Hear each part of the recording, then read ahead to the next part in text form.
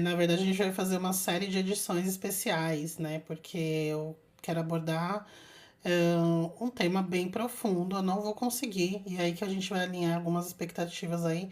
Eu não vou conseguir super aprofundar, porque é muito, realmente é um conhecimento assim para a vida. Eu não sou uma especialista nesse assunto.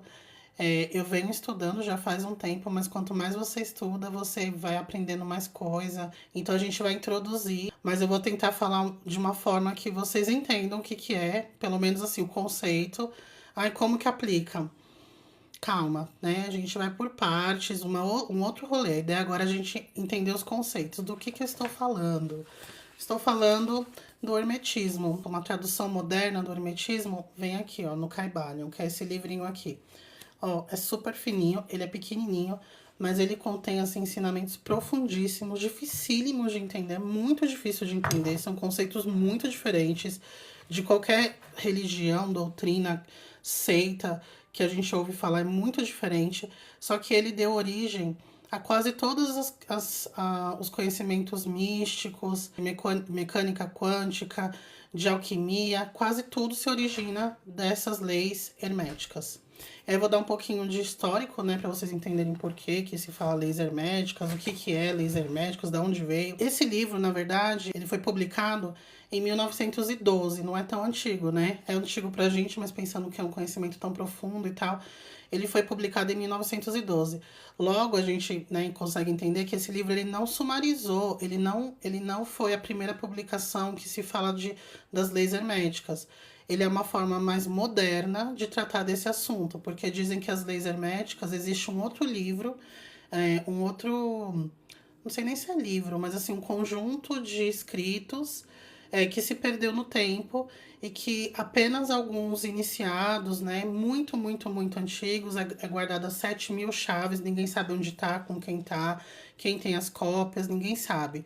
Porém, lançou-se em 1912 esse livrinho com um resumo, mas um resumo muito inteligente, muito sagaz das principais leis herméticas. E por que hermética? Porque elas derivam do mestre chamado Hermes Trismegisto. Ele é um antigo egípcio, ele viveu num tempo muito antigo, assim, dos primeiros povos do Egito. Então nem se sabe quando, nem se estima quando ele viveu, muito antes de Cristo. Só que ele é tão.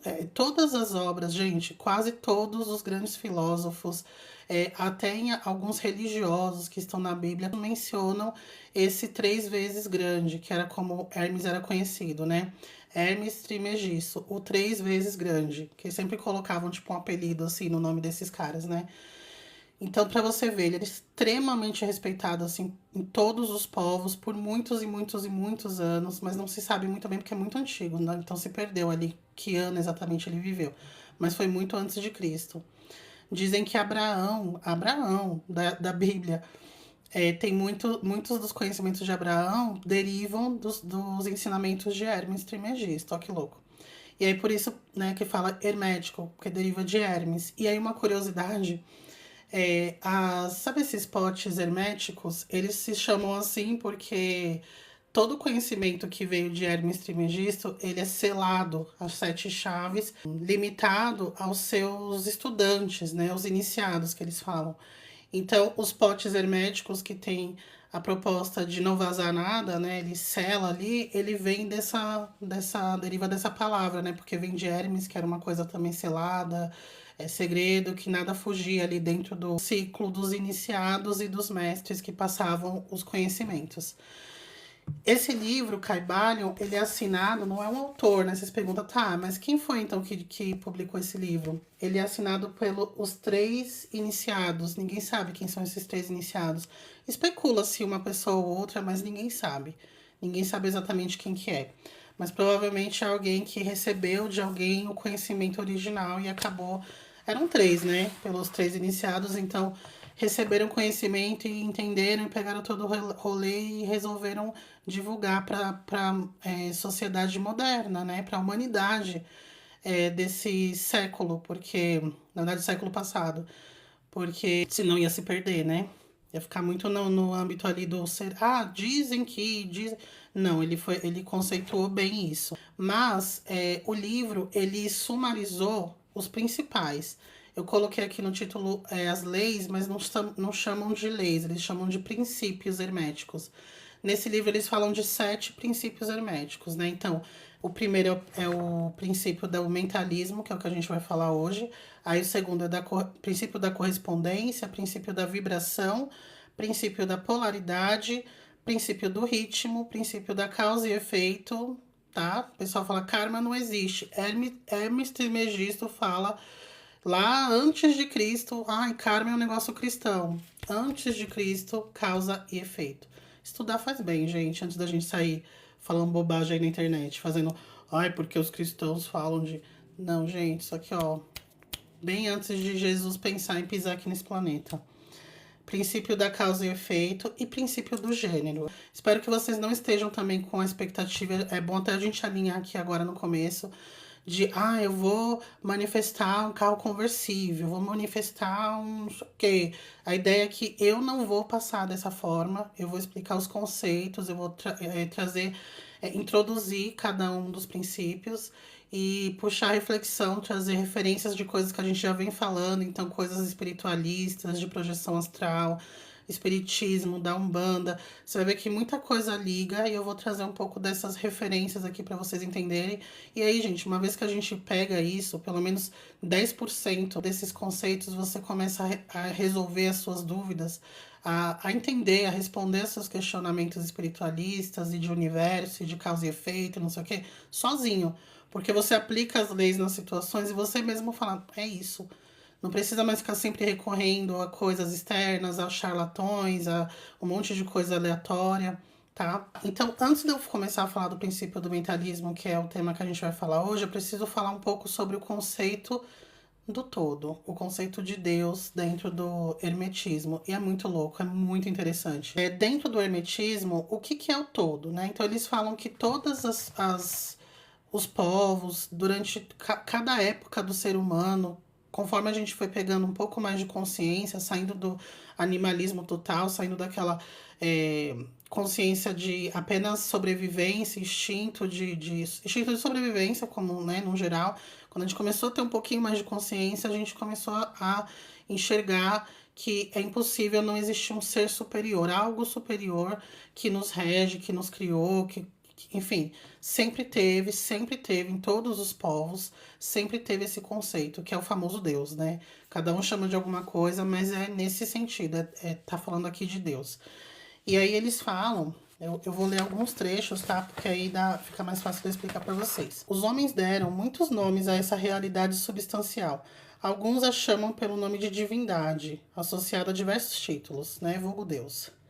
Outros a chamaram de energia eterna ou infinita, outros tentaram chamá-la de matéria, mas todos reconheceram sua existência. Ela é evidente por si mesma. É aquilo que eu acabei de falar. Aí ele fala assim, ó: aceitamos e ensinamos o ponto de vista dos grandes pensadores herméticos de todos os tempos, assim como o ponto de vista daquelas almas iluminadas que alcançaram os planos superiores do ser e afirmam todos que a natureza interior do todo é incognoscível. O que é incognoscível, para quem não sabe? Não se conhece.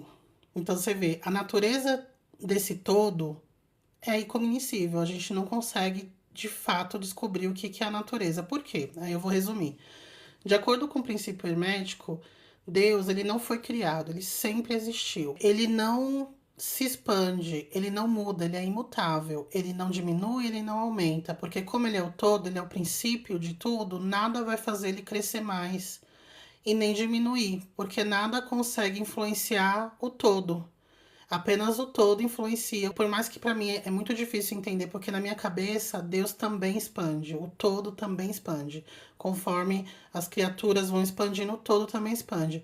Mas é porque, aqui tá falando também isso, é porque a gente confunde o conceito do todo com o conceito do universo. O universo não é o todo. O universo é uma criação do todo. Até porque existem diversos universos, né? Inclusive a ciência já está estudando aí o multiverso. Considerando que o todo não é o universo, então ele não expande, porque ele preenche tudo. Então não tem espaço em branco além do todo. Porque se tivesse algo para o todo expandir, então tem alguma coisa além do todo. E aí ele já não seria todo. entende? Só que como é o todo, é uma coisa infinita, ele não é finito, ele não tem limites, é ilimitado, entende? Então, assim, existe uma capacidade infinita de expansão a partir de dentro. Vamos falar assim dentro, mas não é bem assim. Fala que é cognoscível, que a gente não conhece porque a gente não chega até o todo. Porque uma vez se você chegar no nível, você pode conhecer, você pode chegar o mais próximo possível, de acordo com Carvalho, mas você não chega no nível do todo, porque senão o todo não seria o todo. Eles sempre vão explicando assim o conceito principal e o porquê não é isso e é aquilo.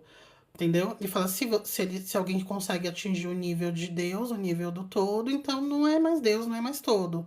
Então não é Deus, não é todo, é alguma coisa que está ainda abaixo do todo. O todo é o máximo, não tem como se igualar. Mas o que é, na verdade, o universo, uma vez que não é o todo, nem foi criado pelo todo, quando esse se separou em fragmentos?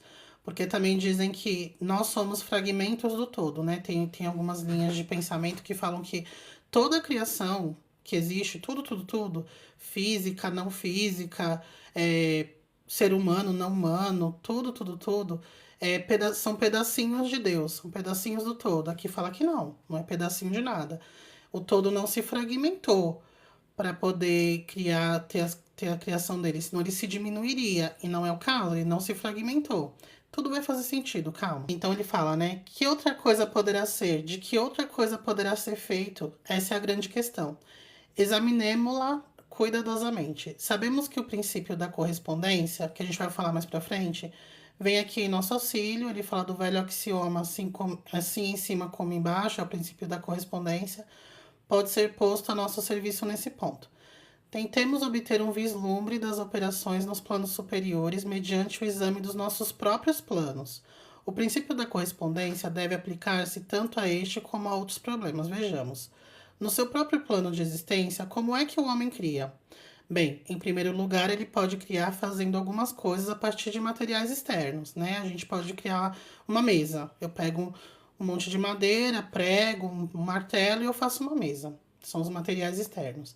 Mas isso de nada servirá, pois não há materiais fora do todo com os quais possa criar. Se não existe nada fora do todo, então a gente não pode considerar esse exemplo do todo usando materiais de fora para criar o ser humano. Tipo, Deus criou o ser humano do barro, de não sei o que, não tinha barro. Que barro, né? Não tem nada fora do todo para que ele crie. Tudo bem, vamos supor que criou o ser humano porque já existia planeta, mas e o planeta? Mas existia o universo. E o universo?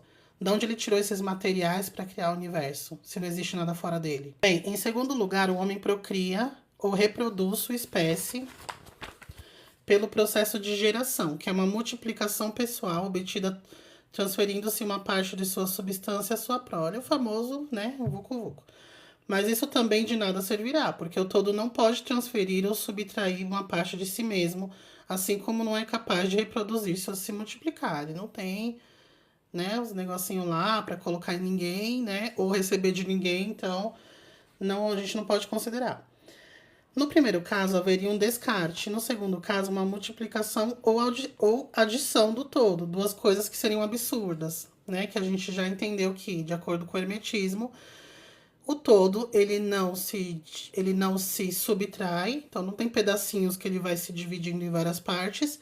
E ele também não aumenta. Ele é estático. Ele é tudo, né? Não há um terceiro modo que permita ao homem criar? Pergunta. Se o homem não cria a partir de materiais externos e o homem não cria a partir de uma multiplicação dele mesmo, né, através da reprodução sexual, através do sexo, né, que tem a reprodução, qual é a terceira forma do homem criar? Sim, ele cria mentalmente. E ao fazê-lo, não usa nenhum material exterior, nem reproduz a si próprio, e ainda assim seu espírito impregna a criação mental.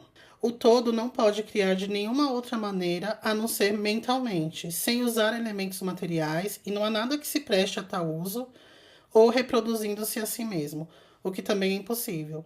Não há como fugir a essa conclusão da razão, a qual, como dissemos, está em harmonia com os mais elevados preceitos dos iluminados. Assim como vós podeis criar o universo próprio em vossa própria mentalidade, o mesmo pode fazer o todo, né, Deus? Mas vosso universo é a criação mental de uma mente finita, Ao passo que aquele do todo é a criação de um infinito. Infinito porque ele sim, né? A nossa criação, ela é finita, ela tem um limite, de Deus não. Vocês entendem como que Deus cria a partir da mente? Aí a gente entra aqui no primeiro princípio. Princípio do mentalismo.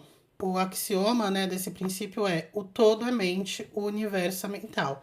Então, por isso que eu trouxe primeiro esse conceito de universo para vocês, para poder entender por que que o princípio do mentalismo só consegue ser explicado uma vez que a gente entende essa questão do todo. Que o todo ele não dependeu de nada externo para criar, porque tudo é mente. Então, tudo parte da mente do todo. Por isso que o universo é mental. Para vocês entenderem a questão da criação mental, como que é feita, né, a partir do todo, trazendo para um exemplo mais comum, um exemplo mais real. O professor ensina o discípulo a formar uma imagem mental de uma coisa, uma pessoa ou uma ideia, alguma coisa que tem uma forma mental. O exemplo favorito é o do autor ou do dramaturgo que forma para si uma ideia de seus personagens, ou do pintor ou escultor no processo de criação da imagem de um ideal que ele procura exprimir em sua arte. Em cada caso, o discípulo descobrirá que, enquanto a imagem tem sua existência e seu ser unicamente dentro da própria mente, ainda assim ele, o estudante, o autor, o dramaturgo, o pintor ou escultor, é também, em certo sentido, imanente à imagem mental, em que permanece e habita. Em outras palavras, toda virtude, vida, espírito e realidade da imagem mental é derivada da mente imanente do pensador. Aquele que refletir sobre isso por um momento não demorará a aprender a ideia aí contida. Aqui ele fala, né, que quando deu o exemplo mais normalzinho aqui para nossa realidade, quando um escritor começa a escrever um livro, ele tem que definir os personagens daquela história. Então ele cria ali na mente dele quem são esses personagens. Ele desenha, ele começa do zero. Tem um nome, tem uma forma, tem uma história, tem uma personalidade, ele vai colocando ali os conceitos, tudo na mente dele. Conforme ele escreve, ele ainda está criando, né? Está escrevendo a história. Acabou a história, ele publica aquela história. Aquele personagem, ele ganhou vida própria. Ele já é conhecido como personagem tal, né? Personagem X aí. O Harry Potter. O Harry Potter é um personagem que ele tem a vida dele, a gente sabe perfeitamente, né? Quem gosta da história e tal, sabe como que é a personalidade dele, a história dele e tudo mais. Mas o Harry Potter não existiria sem a J.K. Rowling, que é a autora. Então, ela criou uma coisa fora dela, ela criou, colocou uma vida ali nele, ele existe de alguma forma, só que ele não existiria sem ela. E um pouquinho dela fica nele, só que ele não é ela, entende? Ele depende dela para existir, mas ela não depende dele para existir. Esse é o conceito do Criador. Ele cria a gente existe em algum nível, mas a gente não depende. Aliás, a gente depende da criação do todo para existir, mas o todo não depende da nossa criação. Ele não muda porque a gente existe ou não, ele continua sendo ele. Vou falar ele, tá, gente, para facilitar, mas não tem gêneros aqui, tá? Uma coisa muito interessante que eu fiz aqui o link, né? É que aqui no próprio livro fala o mentalismo, né, o princípio do mentalismo, ele que derivou a lei da atração. Porque quando a gente começa a criar na nossa mente, tem vários processos. Se você tem uma ideia assim, igual, vamos supor que eu sou a J.K. Rowling e eu tô fazendo lá o Harry Potter. Eu tive uma ideia de um menininho, de uma história de um menino, de mundo bruxo. Esse menino era um bruxo que ele era super humilde, de repente ele descobre que é um grande bruxo. Eu parei de escrever, comecei a escrever ali, deixei no meio do caminho, parei de escrever. Ele não tomou forma. Ele tá ali parado, ficou preso num limbo ali, né? E quanto mais eu me distancio dessa criação, desse protótipo, mais apagado ele vai ficando e menos forma ele vai tomando, porque eu posso até me dedicar em criar outras coisas. Porque uma coisa que fala aqui também, no Kybalion, várias religiões falam isso, e crenças também, é que o todo, né, Deus não para de criar nunca. Então, se a gente utiliza, né, antecipar um pouquinho o princípio da correspondência, assim como em cima, embaixo, ou seja, se o todo não para de criar nunca, nós também não paramos de criar nunca. E a gente sabe disso, porque a gente está pensando o tempo todo. Esses pensamentos são mecanismos de criação mental. Então a gente às vezes quer co-criar na nossa vida uma coisa, quer criar, né, mentalmente alguma coisa na nossa vida, e a gente tem uma ideia, mas a gente não dedica de fato energia para criar aquilo. A gente tem uma ideia e joga, a gente coloca a nossa energia para co-criar outras coisas. A gente põe nossa energia no que não está funcionando.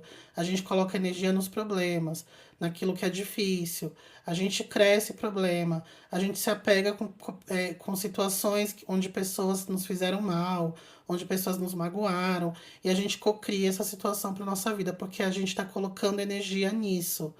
A gente não para de criar, gente. Como o todo não para de criar, a gente também não para de criar. Só que cada um, né, dadas as devidas proporções. Então, o todo cria em proporções homéricas. Nós criamos ali no nosso mundinho. Mas a gente também cria o tempo todo. O que que você está criando? O que que eu estou criando o tempo todo? Porque a gente tem ideias, poxa, eu queria ter uma vida melhor. E não é só falar uma vida melhor. Que tipo de vida? Né? E não é só pensar. O princípio do mentalismo, né, não fala que você tem que apenas pensar no que você quer. Você tem que criar essa realidade para você. E lógico, a gente não vai falar como que faz isso aqui, porque é um conjunto de coisas. Então a gente precisa falar dos 7 princípios para fazer sentido.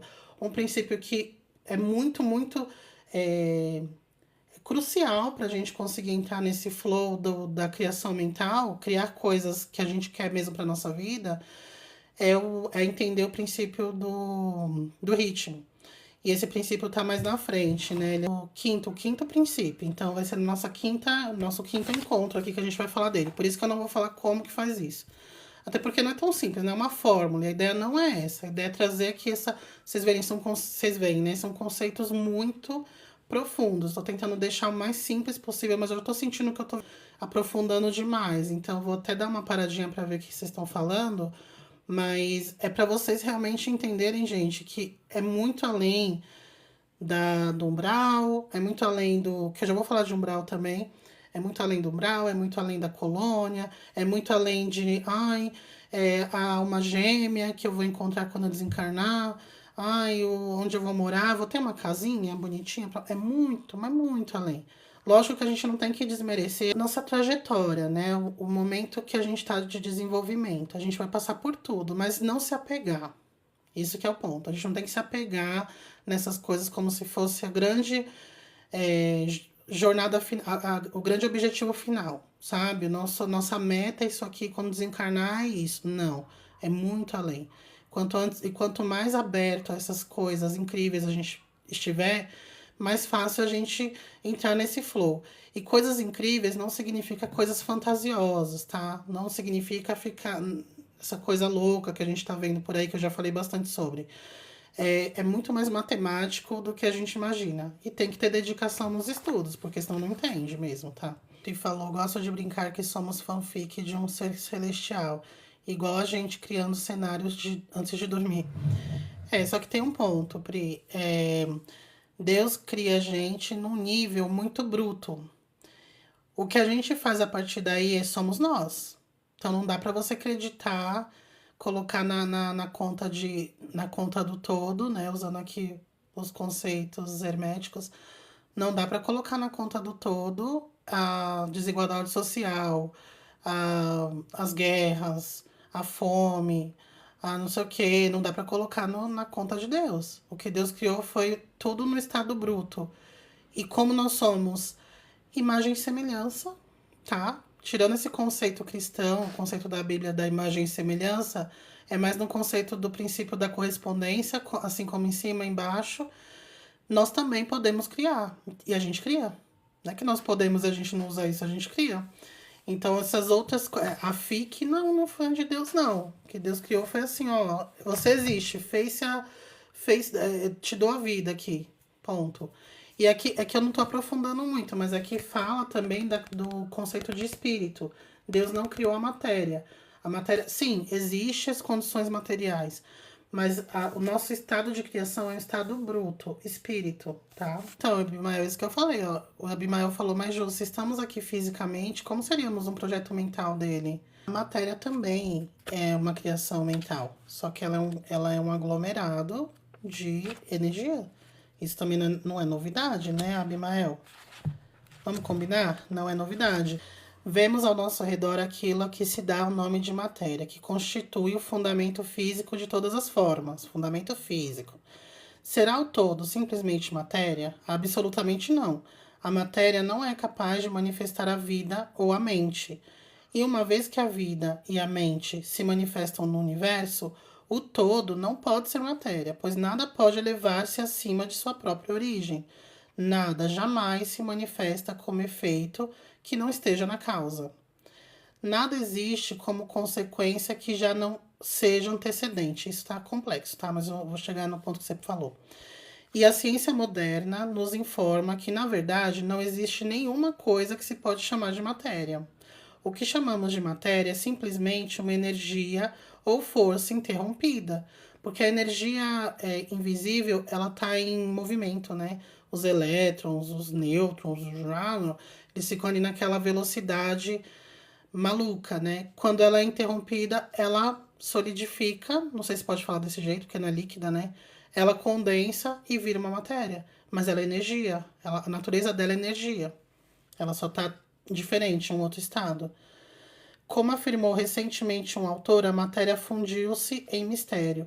Até a ciência materialista abandonou a teoria da matéria e agora repousa sobre a base da energia. Respondido? Então, todo é mera energia ou força? Nem energia nem força. De modo como os materialistas usam os termos, pois sua energia e força são coisas cegas, mecânicas, privadas de vida. Aqui vai chegar numa parte legal, ó. O que será então superior à matéria ou energia, de cuja existência temos conhecimento do universo? O que é superior à matéria e à energia? A gente fala bastante disso aqui, gente. Vida e mente. Vida e mente em todos os seus graus variáveis de conhecimento. Então, querem nos dizer que o todo é vida e mente? Sim e não, será a nossa resposta. Se a pergunta remeter à vida e à mente do modo como nós, pobres mortais, as conhecemos, nossa resposta será não, o todo não é isso. Porque vida e mente a gente pensa que é a minha vidinha aqui, eu, Juliana, e a minha mente aqui, né, que tá dentro desse meu cérebro. Aí não, Deus não é isso, né? E então seremos questionados sobre o tipo de vida e mente que pretendemos dar a entender. A resposta será mente vivente, tão superior a tudo que os mortais conhecem por essas palavras como a vida e a mente são superiores às forças mecânicas ou à matéria. Mente vivente infinita, em comparação com mente e vida finita. Referimos-nos àquilo que as almas iluminadas querem dizer quando pronunciam reverentemente a palavra espírito.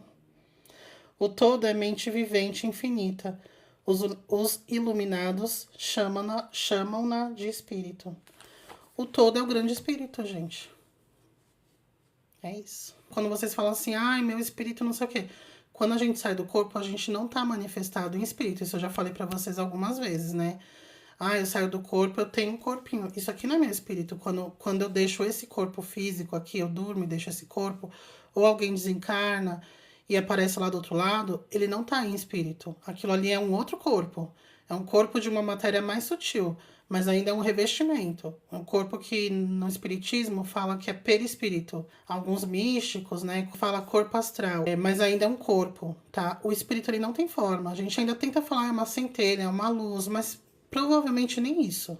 Não tem uma coisa visual no espírito, entendeu? Ele não tem essa forma que a gente precisa ainda, né? Enxergar, a gente quer ter uma individualidade, para isso a gente precisa se entender como uma coisa, né? Uma coisa individual. A gente não quer, não, você é uma mente apenas, uma mente flutuando, não tem flutuação, né? Você está ocupando todo o espaço, mas é uma coisa muito complexa para o nosso nível consciencial. Mas é isso, por isso que Deus cria e ele não precisa ser matéria, porque nós também não somos essa matéria que a gente manifesta agora. Isso é uma forma da energia se manifestar, de forma material, uma forma bem bruta ainda. Mas não é a forma a única. A pessoa colocou a verdadeira iluminação nesse plano é estar em consciência presente o tempo todo. Fala um pouco isso, que é o que a gente vai estudar um pouco mais na frente, tá? Mas dentro do princípio do mentalismo, ele explica um pouco como Deus cria. A gente não sabe. Eles também falam que não se sabe. Mas o que se especula e o que chega mais próximo de algo com sentido, eles dão vários exemplos de outras linhas de raciocínio que eu gosto muito nesse livro é isso. Eles abordam outras coisas.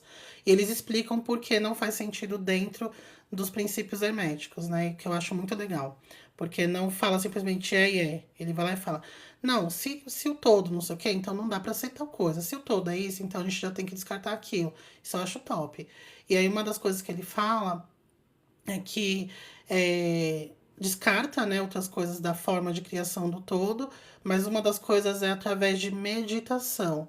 E eles explicam que não é uma meditação como o ser humano conhece apenas, apesar de que a meditação do ser humano é uma forma de tentar ali, né? Não é a única forma, mas é uma forma de tentar alguma coisa. Mas é um tipo de contemplação, eles falam. Então, isso se resume bastante ao estado de consciência presente, que o Pontinho falou aqui. Estar com a consciência presente. E, gente, aí eu vou entrar só um pouquinho, tá? Espero que vocês não se apeguem nisso, mas vou entrar só um pouquinho nas teorias da conspiração, que não é tão teoria da conspiração, mas vamos lá. A sociedade tenta distrair a gente o tempo inteiro. Ou a gente está muito no futuro, ou a gente está muito no passado. A gente não está no presente. Será que é coincidência? Será que é coincidência essa insistência, esse esforço em manter a gente com a mente tão ocupada com inutilidade? Será que é coincidência? Será que é só para vender coisa? Pode ser, mas será? Será que é só para ficar vendendo coisa? Eu acho que num nível micro, sim, mas quando a gente pensa além, eu acho que é muito além de vender coisa. Eu acho que é de fato pra gente não chegar num ponto onde a gente consegue co-criar o que a gente quer de forma consciente, porque co-criar não, criar mesmo. Porque a gente já cria. Então não é uma coisa que a gente vai destravar no cérebro, ele já tá criando o tempo todo, a nossa mente não para. Ela já cria o tempo inteiro, mas o que, que a gente está criando? Então é isso que a gente tem que estar um pouco começar a refletir, sabe? E a meditação, tal como a gente conhece, ela tira um pouco a gente desse fluxo insano, dessa matrix insana. Não gosto de usar esse termo, mas vamos lá. Tira um pouco a gente desse, sabe, dessa loucura. A gente treina um pouquinho para ficar consciente por 10 minutos, por 20 minutos. Consciente não, presente. Para deixar nossa mente presente ali por 20 minutos, para ver se a gente consegue limpar, sabe? Limpa essas coisas que não tem nada a ver para ver se a gente consegue resgatar aquilo que realmente é importante pra gente e colocar lá a historinha do Harry Potter para rodar de novo, porque ela ficou parada, né? Então, que momento que a gente vai pegar essa história para começar a voltar a trabalhar nela, né? Fez sentido assim que você falou. Qual o link que eu quero fazer, né? Sobre coisas que a gente fala de espiritualidade e tal. Vamos começar com uma coisa mais simples. Como o Abimael falou, sobre as formas pensamentos, né? Para quem não sabe, eu tenho até um vídeo aqui falando bem detalhadamente sobre. Mas formas pensamentos são. Elas partem, né, do que a gente pensa. Então, às vezes, a gente fica com pensamentos repetitivos, alimentando pensamentos destrutivos, pensamentos de diversas naturezas, assim. Mas quando a gente fala de formas, pensamentos são coisas ruins. Então, por exemplo, você tá, sei lá, alguém te sacaneou e você fica ali pensando, se martirizando, remoendo, revivendo a situação várias vezes, imaginando o que que você deveria ter falado que você não falou, o que que teria acontecido caso você tivesse feito tal coisa que você acabou não fazendo, e você fica ali remoendo aquela história, né? Chega uma hora, se você fica fazendo isso de forma consistente, repetitiva, por um certo tempo, e a depender também do quanto de energia você joga naquele pensamento, aquilo sai da sua cabeça. Tem até algumas ilustrações, sabe, na internet aí. Tipo uma coisa saindo mesmo na sua cabeça e criando uma manchinha, assim, que fica no seu campo áurico. Uma manchinha primeiro. Se você continuar naquilo, aquela manchinha ela vai ficando mais sólida, vai ficando mais forte a cor, vai ficando mais sólida. Aí ela pula, ela sai do seu campo áurico e cola na parede, geralmente da sua casa. Se você ficar pensando muito antes de dormir, ela vai ficar colada ali na parede do seu quarto, perto da sua cabeça. Se você continua com isso, entra numa depressão, aquilo vai aumentando, vai saindo várias, não é só uma. vai saindo várias e vai colando nas paredes da sua casa. E se você faz isso ao longo do tempo, por muitos anos, às vezes não são nem muitos anos, tá? Tudo depende da intensidade que você tá colocando naquilo. Às vezes você faz isso por alguns meses, ou anos, ou semanas, aquilo vira uma coisinha, vira um bichinho, vira um verme, vira um bichinho, parece uma barata. Eu já vi isso em projeção e eu já vi isso em clarividência, em trabalhos no centro espírita. A gente trabalhando no centro espírita vai fazer um trabalho lá, vai uma pessoa lá pedir ajuda, porque tá sendo obsediada e tal. Na hora da roda mediúnica ali, a gente puxa algumas imagens da casa da pessoa e tal. A gente vê as coisas que tem. E são bichinhos, são bichos. Ah, esses bichos têm espírito? Não, né? Quem cria o espírito único. Espíritos é Deus, o grande espírito, né? O todo. Mas a gente cria formas, sim, que saem da nossa mente, a partir da mente, a partir de pensamentos repetitivos. Se nós temos capacidade de criar um serzinho a partir de pensamentos negativos, imagina que a gente não pode criar se a gente direciona esses pensamentos para algo positivo. E uma coisa super interessante, gente, é que não, e importante a gente pegar esse pulo do gato. Não é bem você pensar em uma coisa específica. Ah, eu quero. Até funciona a depender, mas não é bem assim. Não é bem assim. Ah, eu quero muito um carro, eu vou ficar pensando naquele carro. Não é isso. É você entrar numa energia diferente, você entrar naquele flow daquele nível de prosperidade. É diferente, mas a gente não vai entrar nesse ponto ainda, tá? A gente fala muito do umbral. O que muita gente fala é: umbral não existe. Umbral é um estado de consciência. Da mesma forma que o inferno não existe, é um estado mental. Você vai para onde o umbral só existe na sua mente. Quantas pessoas, eu vou até olhar aqui os comentários. Quantos de vocês já não ouviram falar dessa história, ou muitos de vocês acreditam nisso? Umbral não existe. Umbral é um estado de consciência. Umbral é um lugar. É um lugar que existiu a partir da mente de várias pessoas. Vários espíritos desencarnaram e alimentaram aquilo ali, aquilo saiu da mente, aquele inferno saiu da mente dos espíritos. Criou-se sim um local. Ah, está na mente. Ele se originou na mente dos seres. Ele continua sendo alimentado, ele só existe porque ele ainda é alimentado pela mente de seres muito perturbados, seres em desequilíbrio muito grande, seres com instintos e paixões muito inferiores, é, seres com propósitos escusos, maldosos. Então, eles mesmos se colocam, eles mesmos criam aquele ambiente extremamente denso, pesado, insalubre. Aquilo é uma criação mental da mesma forma que o plano da sétima dimensão também é uma criação mental, que as colônias, as cidades espirituais que estão bem no umbral leve também são criações mentais. Inclusive, quem falou muito disso foi Chico Xavier, lá no livro Nosso Lar. Ele fala, deixa bem claro, o André Luiz fala, né?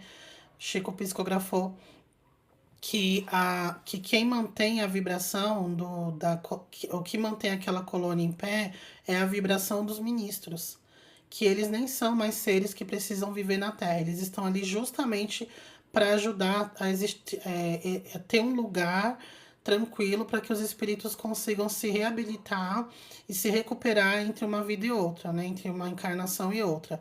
E isso a gente pode expandir para todos os locais espiritualistas que estão em equilíbrio. Sempre existe um núcleo ali de espíritos muito mais elevados que estão em condições de manter sim aquilo de pé. Uma vez que sai todos aqueles espíritos, aquilo se desfaz, porque precisa de uma mente não só criando, mas mantendo. Por que mantendo? Porque existem outros seres habitando aqueles locais. Então, aqueles outros seres também não cessam de criar. Eles não param de criar. Então, uma vez que eles não têm capacidade ainda de criar coisas incríveis, precisa de seres muito mais elevados para conseguir neutralizar a energia inferior daqueles seres, as criações inferiores. No umbral não existe isso, né? No umbral é um monte de ser em desequilíbrio, criando sem parar. E criando coisas a partir de pensamentos, de sentimentos, de emoções muito, muito inferiores, como culpa, ódio, vingança, raiva, frustração, intolerância, enfim. preconceito, toda a escória de sentimentos e emoções a gente encontra nesses locais. Então é por isso que é um local tão horrível, porque aquilo nada mais é do que criação mental dos próprios habitantes do local. O Henry colocou assim, ó, umbral é uma criação mental. Mas como outras mentes entraram ali na criação de outra pessoa? Não foi a mente que entrou na criação de ninguém. Não é imaginação, gente. A criação mental não é apenas imaginação. Quando a gente deu o exemplo do artista, do escritor que está escrevendo um livro, enquanto ele está no campo da ideação, aquilo não existe ainda, existe apenas no protótipo na mente dele, ele não criou, ele tem ali um protótipo. O Harry Potter, ainda voltando aqui, é um bruxinho, não tem nem nome ainda, é um bruxinho, não sei o que, não sei o que. Ele sai da mente a partir do momento que vira um livro, que é publicado, que fica disponível para outras pessoas. Não tá na mente da J.K. Rowling, saiu da mente dela. Obviamente que ele só existe porque ela existe. Se ela não existisse, não existiria Harry Potter. Mas ele já ficou acessível, ele já saiu ali dela. Ele ficou acessível para outras pessoas. Umbral pesado, né, que eu tô falando agora, os umbrais. A mesma coisa. Enquanto tava na mente de uma pessoa, ali estava na mente de uma pessoa. A partir do momento que aquilo se consolidou através da mente de vários, porque não é uma pessoa que criou um umbral, não foi uma pessoa que criou um umbral, foram várias com esse mesmo nível de pensamento, foi solidificando aquilo, foi solidificando igual a forma pensamento. Enquanto está no pensamento da pessoa, enquanto está na imaginação da pessoa, aquilo não saiu, não virou forma pensamento. É só pensamento, não é forma pensamento. Saiu da cabeça, saiu do pensamento, virou forma pensamento. O médium consegue ver, entendeu? E aí, uma vez que o médium consegue ver, aquela pessoa não consegue trazer de volta, não consegue colocar na cabeça de novo ou cancelar assim aleatório. Precisa de ajuda. Ela mesma conseguiria? Conseguiria. Mas outras pessoas também, porque aquilo já virou realidade. É esse o ponto. Então, Brau, em algum momento, ele virou realidade. Ele é um produto da mente, mas ele não é uma imaginação. Ele não é, ele foi imaginação em algum momento. E, de novo, gente, tenta expandir um pouco esse entendimento. Não é que a pessoa ficou assim, umbral, ele vai ter 5 montanhas, vai ter um lago de lama, vai ter bichos com uma cabeça de barata e 9 patas e cauda de escorpião. Não, não foi isso. São pensamentos densos, como eu falei, de vingança, de ódio, de mágoa, de rancor, etc, etc, que cria todo um inferno mental, né? Por quê? Porque a pessoa se sente de fato no inferno ali. Então, tudo que remete, porque a gente vive também num planeta cheio de arquétipos, né? Tudo que remete a esse inferno mental, esse inverno da alma, né, que fala, poeticamente falando, aquilo vai se consolidando e vai saindo da mente. Aí vem uma outra pessoa com pensamento igual, também começa. Aí ele coloca lá os elementos dele e assim por diante. Entendeu agora? Isso mesmo, Bia. É que nós estamos acostumados a pensar que criação mental não é realidade, mas na verdade é. Isso, Henry. É que você falou lá no umbral assim, mas Ju, como que alguém consegue acessar algo que tá na mente da pessoa? Não tá mais na mente, saiu da mente. A mente é como se fosse a oficina, né? O que tá na mente somos nós na mente do todo. A gente não tá fora do todo, lembrando disso. Nós estamos na mente do todo. Bom, é isso, né? Sugiro que vocês dêem uma pesquisada. Tem muita gente bacana falando sobre isso. Tem uma professora de filosofia, ela é um pouco controversa em outros aspectos da vida. Mas se vocês conseguirem separar a obra do autor, não que também não tem nada demais, gente, ela, que o pessoal pega no pé por tudo também, né? Mas se vocês conseguirem separar a obra do autor, ou vocês não querer ficar investigando a vida da pessoa, ela é uma grande estudiosa do hermetismo. O nome dela é professora Lúcia Helena Galvão. Ela tem um canal no YouTube que vale a pena dar uma olhada, porque só lendo o livro, talvez assim, de cara, a primeira vez que você lê, você não entende muito. Mas se você vê outras pessoas explicando, né? Então você viu eu falando. Aí você vê ela falando também lá, a professora Lucelena. Aí você vê uma outra pessoa falando. Aí você começa a fazer, a costurar um pouco as coisas, viu? Costurar um pouco as coisas e tirar o seu próprio entendimento. Não ficar numa fonte só. É importante a gente ver perspectivas diferentes do mesmo assunto. Expande mais a mente, tá? A gente vai fazer o próximo encontro para falar do princípio da correspondência, que eu adoro. Esse eu gosto bastante. Inclusive, eu tenho um relato projetivo sobre esse tema. E é isso. Beijos.